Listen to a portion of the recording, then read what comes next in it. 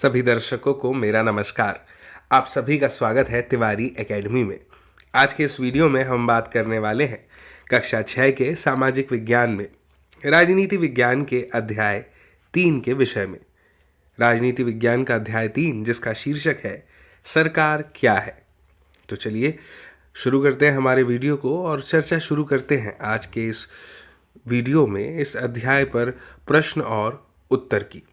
लेकिन इससे पहले कि हम इस अध्याय के अभ्यास पर यानी प्रश्न और उत्तर पर चर्चा करें, एक रिवीजन के तौर पर मैं आपको वो बताना चाहता हूँ जो कि हमने इस अध्याय में जाना था, है ना। मुझे उम्मीद है कि इस अध्याय पर बना हुआ वीडियो आपने ज़रूर चैनल की प्लेलिस्ट पर देख लिया होगा, लेकिन फिर भी ये रिवीजन इसलिए ज़रूरी है क्योंकि ये प्रश्न और उत्तर आपको और बेहतर तरीके से इस रिवीजन के बाद समझ में आ जाएंगे।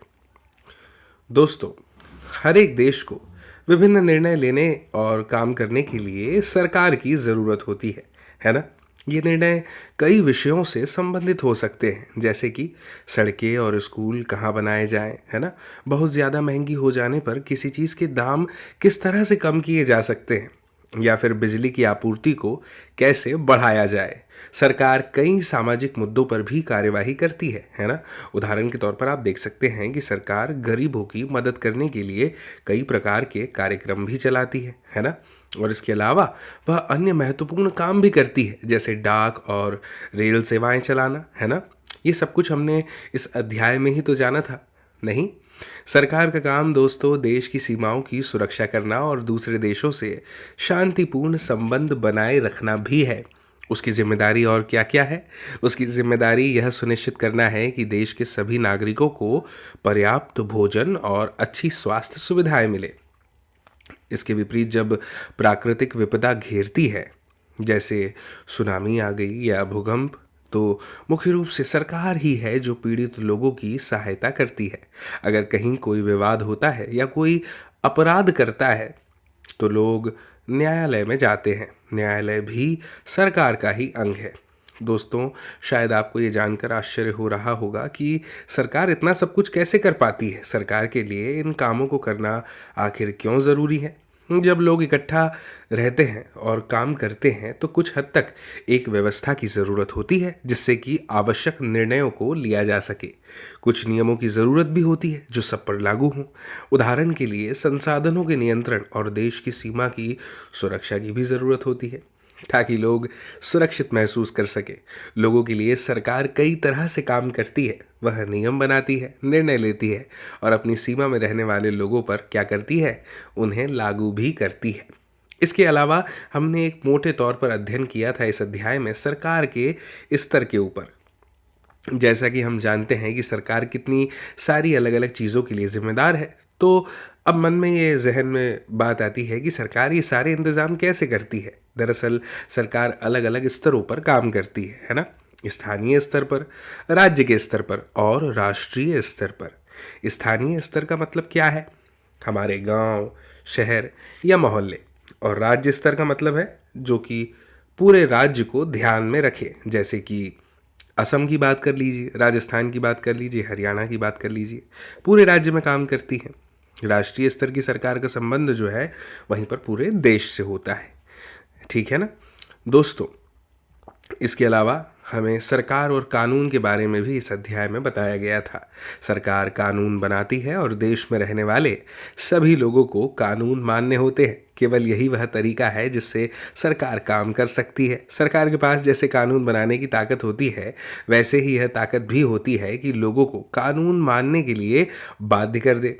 उदाहरण के तौर पर समझिए कि एक कानून है, गाड़ी चलाने वाले के पास लाइसेंस होना चाहिए। अगर कोई लाइसेंस के बिना गाड़ी चलाते हुए पकड़ा जाए तो उसे जेल की सज़ा काटनी पड़ती है या फिर भरना पड़ता है जुर्माना, है ना। सरकार जो कार्यवाही कर सकती है, उसके अलावा अगर लोगों को लगे कि किसी कानून का ढंग से पालन नहीं हो रहा है तो वे भी कुछ कदम उठा सकते हैं। उदाहरण के लिए अगर किसी व्यक्ति को ये लगे कि उसको उसके धर्म या उसकी जाति के कारण किसी उसकी नौकरी में नहीं लिया गया तो वह न्यायालय जा सकता है और यह दावा कर सकता है कि कानून पालन नहीं हो रहा है। तब न्यायालय आदेश देगा कि क्या कदम उठाने की ज़रूरत है। एक चर्चा हमने इस अध्याय में सरकार के प्रकार पर भी की थी। सरकार को निर्णय लेने और कानून का पालन करवाने यानी उन्हें बाध्य बनाने की शक्ति आखिर कौन देता है? इस प्रश्न का उत्तर इसी बात पर निर्भर करता है कि उस देश में कैसी सरकार है। लोकतंत्र में तो लोग ही सरकार को यह शक्ति देते हैं, है ना। लोग ऐसा चुनाव के माध्यम से करते हैं। वे अपनी पसंद के नेता को वोट देकर के, अपना मत देकर के चुनते हैं। एक बार चुन लिए जाने के बाद यही लोग सरकार बनाते हैं। लोकतंत्र में सरकार को अपने निर्णयों एवं उठाए गए कदमों का आधार बताना पड़ता है और देनी होती है सफाई। एक दूसरी तरह की सरकार भी होती है जिसे राजतंत्रीय सरकार कहते हैं। इसमें राजा या रानी के पास निर्णय लेने और सरकार चलाने की शक्ति होती है। राजा के पास सलाहकारों का एक छोटा सा समूह यानी कि ग्रुप होता है जिससे वह विभिन्न मुद्दों पर चर्चा कर सकता है। अंतिम निर्णय लेने की शक्ति उसी के पास रहती है। लोकतंत्र के समान राजतंत्र में राजा या रानी को अपने निर्णय के आधार पर नहीं बताने पड़ते और ना ही अपने निर्णयों की देनी पड़ती है क्या, सफाई। अगर एक चर्चा आपको याद होगा, हमने इस अध्याय में लोकतंत्र सरकार पर भी की थी। हम जानते हैं कि हमारा देश यानी भारत एक लोकतंत्र है। इस लोकतांत्रिक व्यवस्था को पाने के लिए हमने लंबी लड़ाई लड़ी है। संसार में और भी कई देश हैं जहां लोगों ने लोकतंत्र लाने के लिए संघर्ष किए। ऊपर बताया जा चुका है कि लोकतंत्र की मुख्य बात क्या है कि लोगों के पास अपने नेता को चुनने की शक्ति होती है। इसलिए एक अर्थ में लोकतंत्र लोगों का ही तो शासन होता है। लोकतंत्र में मूलभूत विचार क्या है कि लोग नियमों को बनाने में भागीदार बनकर खुद ही शासन करें। दोस्तों, आज के समय में लोकतांत्रिक सरकार को प्रायः प्रतिनिधि लोकतंत्र कहते हैं। प्रतिनिधि लोकतंत्र में लोग सीधे भाग नहीं लेते बल्कि चुनाव की प्रक्रिया के द्वारा अपने प्रतिनिधि को चुनते हैं। ये प्रतिनिधि आपस में मिलकर सारी जनता के लिए लेते हैं क्या, निर्णय, ठीक है ना। आजकल कोई भी सरकार अपने आप को तब तक लोकतांत्रिक नहीं कह सकती जब तक वह देश के सभी वयस्क नागरिकों को वोट देने का अधिकार न दे। लेकिन हमेशा से ऐसा नहीं था, है ना। हमने ये भी देखा था कि एक समय ऐसा था जब लोकतांत्रिक सरकारें औरतों और गरीबों को चुनाव में भाग नहीं लेने देती थी। अपने शुरुआती दौर में सरकारें केवल उन्हीं पुरुषों को वोट देने देती थी जो पढ़े लिखे थे और जिनके पास अपनी संपत्ति होती थी। इसका मतलब था कि औरतों, गरीबों और अशिक्षितों को वोट देने का अधिकार नहीं था। ऐसी स्थिति में देश उन्हीं नियमों के सहारे चलते थे जो ये गिने चुने पुरुष बनाते थे। दोस्तों, भारत में आज़ादी से पहले बहुत ही कम लोगों को वोट देने का अधिकार था। इसलिए जनता ने संगठित होकर इस अधिकार की मांग करी। गांधी जी समेत कई नेताओं ने इस अन्यायपूर्ण व्यवहार का विरोध किया। उन्होंने भी जोर शोर से यह मांग उठाई। 1931 में यंग इंडिया पत्रिका में लिखते हुए गांधी जी ने कहा था, मैं यह विचार सहन नहीं कर सकता कि जिस आदमी के पास संपत्ति है वह वोट दे सकता है, लेकिन वह आदमी जिसके पास चरित्र है पर संपत्ति या शिक्षा नहीं, वह वोट नहीं दे सकता। या जो दिन भर अपना पसीना बहाकर ईमानदारी से काम करता है वह वोट नहीं दे सकता, क्योंकि उसने गरीब आदमी होने का गुनाह किया है ना। दोस्तों, संसार में कहीं भी सरकारों ने स्वेच्छा से अपनी शक्ति लोगों के साथ नहीं बांटी है। पूरे यूरोप और अमेरिका में महिलाओं और गरीबों को सरकार के कार्यों में भागीदारी के लिए संघर्ष करना पड़ा। महिलाओं द्वारा मताधिकार के लिए किए गए संघर्ष ने प्रथम विश्व युद्ध के समय और मजबूती पकड़ ली थी। इस आंदोलन को महिला मताधिकार इस आंदोलन को महिला मताधिकार आंदोलन कहते हैं और अंग्रेजी में इसे सफ्रेज मूवमेंट भी कहते हैं। सफ्रेज का मतलब होता है वोट देने का अधिकार। दोस्तों, ये चर्चा इसीलिए महत्वपूर्ण थी क्योंकि इस अध्याय को समझने के लिए, इसके प्रश्नोत्तर को समझने के लिए हमारे लिए ये चर्चा के अपने मायने हैं। अब बात करते हैं प्रश्न क्रमांक 1 की। क्या है प्रश्न क्रमांक 1? प्रश्न क्रमांक 1 में हमें दिया हुआ है कि आप सरकार शब्द से क्या समझती हैं। एक सूची बनाइए कि किस तरह से सरकार आपके जीवन को प्रभावित करती है। चलिए, अब सबसे पहले हमसे सरकार शब्द का अर्थ पूछा है और फिर हमें सूची बनाने के लिए कही गई है। ठीक है, तो एक सटीक उत्तर किस तरह से लिख सकते हैं, आप इसे ध्यान से समझिएगा। सरकार कानून बनाती है, उन्हें लागू भी करती है ना। अभी मैंने आपसे चर्चा करी। और कानून न मानने वाले को क्या करती है, दंड देती है। वह शिक्षा उपलब्ध कराती है और मुद्रा भी ढालती है। सरकार का काम देश की सीमाओं की सुरक्षा करना और दूसरे देशों से शांतिपूर्ण संबंध बनाए रखना भी है। दोस्तों, सरकार की जिम्मेदारी यह सुनिश्चित करना है कि देश के सभी नागरिकों को पर्याप्त भोजन और अच्छी स्वास्थ्य सुविधाएं मिले, है ना। और जब प्राकृतिक विपदा घेरती है, जैसे सुनामी या भूकंप, तो मुख्य रूप से सरकार ही पीड़ित लोगों की क्या करती है, सहायता करती है। अगर कोई विवाद होता है ना, या कोई अपराध करता है, तो लोग न्यायालय जाते हैं। न्यायालय भी सरकार का ही एक अंग है, ठीक है। तो मुझे उम्मीद है कि आपको प्रश्न का उत्तर समझ में आया होगा। बात करते हैं प्रश्न क्रमांक 2 की। क्या है प्रश्न क्रमांक 2? सरकार को कानून के रूप में सबके लिए नियम बनाने की क्या जरूरत है? ठीक है, ये बहुत ही महत्वपूर्ण प्रश्न है, पारीक्षिक दृष्टिकोण से भी महत्वपूर्ण है। समझिए इसके उत्तर को। सरकार को कानून के रूप में सबके लिए नियम बनाने की निम्नलिखित जरूरत है। 2 बिंदुओं के रूप में हमने अपना उत्तर संक्षेप में दिया है, समझिएगा। सबसे पहला बिंदु, जब मनुष्य साथ में रहते हैं और कार्य करते हैं तो अनेक प्रकार के संगठनों और निर्णयों का कार्यान्वयन होता है ना। और दूसरा, लोगों की सुरक्षा और संरक्षा के लिए कुछ नियम बनाए जाते हैं ताकि संसाधनों पर नियंत्रण रहे और प्रदेश तथा देश कैसे रहें, सुरक्षित रहें।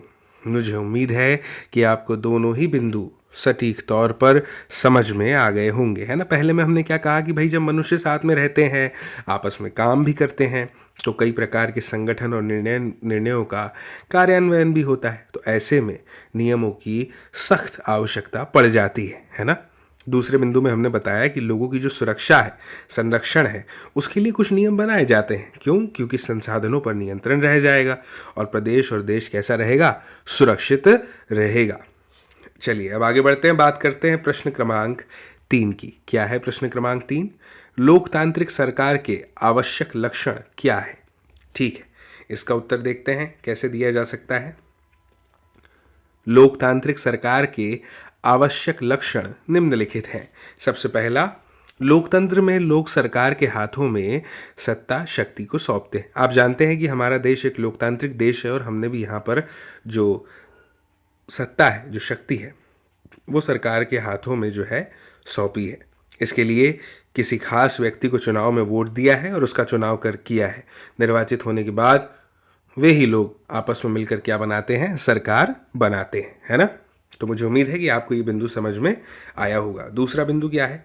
लोकतांत्रिक स्वरूप वाली सरकार में इसके सभी कार्य और निर्णय लोगों के लिए ही होते हैं। बिल्कुल सही बात है। हमने जिन प्रतिनिधियों को चुना है, जो हमारी सरकार है, उनके सभी कार्य हमारे ही हितों के लिए होते हैं। ये बात हम जानते हैं, ठीक है ना।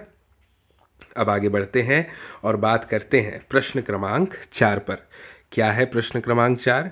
प्रश्न क्रमांक 4 है कि महिला मताधिकार आंदोलन क्या है, उसकी उपलब्धि क्या थी। आपको याद होगा, मैंने थोड़ी सी आपको जानकारी उससे संबंधित दी थी, बताया था, है ना। समझिए, महिलाओं के द्वारा मताधिकार के लिए किए गए संघर्ष ने प्रथम विश्व युद्ध के समय और मजबूती पकड़ ली थी। इस आंदोलन को ना महिला मताधिकार आंदोलन कहते हैं और अंग्रेजी में इसे कहा जाता है क्या, सफ्रेज मूवमेंट।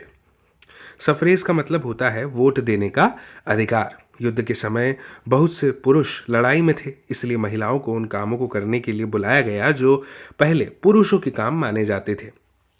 समझिएगा, जब महिलाओं ने विभिन्न प्रकार के काम और उनकी व्यवस्था करना शुरू किया तो लोगों को ये देखकर बड़ा आश्चर्य हुआ कि उन्होंने महिलाओं और उनकी क्षमताओं के बारे में क्यों इतनी गलत रूढ़िबद्ध धारणाएं बना रखी थी कि महिलाएं ये काम नहीं कर सकती।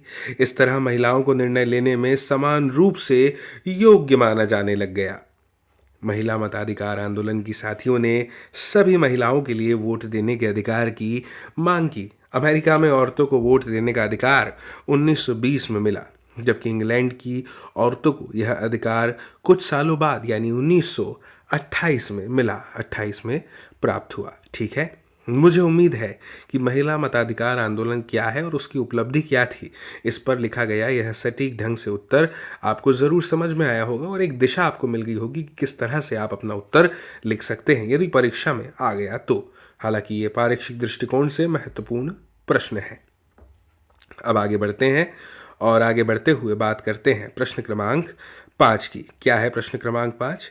गांधी जी का दृढ़ विश्वास था कि भारत में हर एक वयस्क को वोट देने का अधिकार मिलना चाहिए, लेकिन बहुत सारे लोग उनके विचारों से सहमत नहीं थे।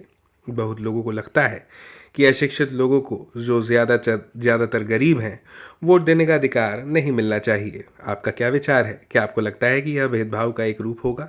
अब समझिएगा उत्तर को। भारत में आज़ादी से पहले बहुत ही कम लोगों को वोट देने का अधिकार था, इसीलिए जनता ने संगठित होकर इस अधिकार की मांग की। गांधी जी समेत कई नेताओं ने इस अन्यायपूर्ण व्यवहार का विरोध किया। उन्होंने भी जोर शोर से यह मांग उठाई। 1931 में यंग इंडिया पत्रिका में लिखते हुए गांधी जी ने कहा था, मैं यह विचार सहन नहीं कर सकता कि जिस आदमी के पास संपत्ति है वह वोट दे सकता है, लेकिन वह आदमी जिसके पास चरित्र है पर संपत्ति या शिक्षा नहीं, वह वोट नहीं दे सकता। या जो दिन भर अपना पसीना बहाकर ईमानदारी से काम करता है, वह वोट नहीं दे सकता, क्योंकि उसने गरीब आदमी होने का गुनाह किया है।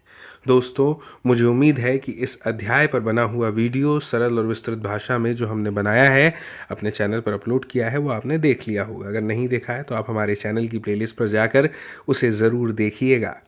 और इस वीडियो को अगर आप पसंद करते हैं, अगर ये वीडियो आपको पसंद आया हो, इस वीडियो में दी हुई जानकारी से आप ज़रा भी संतुष्ट हैं, तो ज़रूर इस वीडियो की लिंक को शेयर कीजिएगा, साझा कीजिएगा अपने दोस्तों, मित्रों, साथियों, सहपाठियों और परिजनों के साथ, ताकि वे लोग भी देख पाएँ इस वीडियो को, समझ पाएँ इस जानकारी को।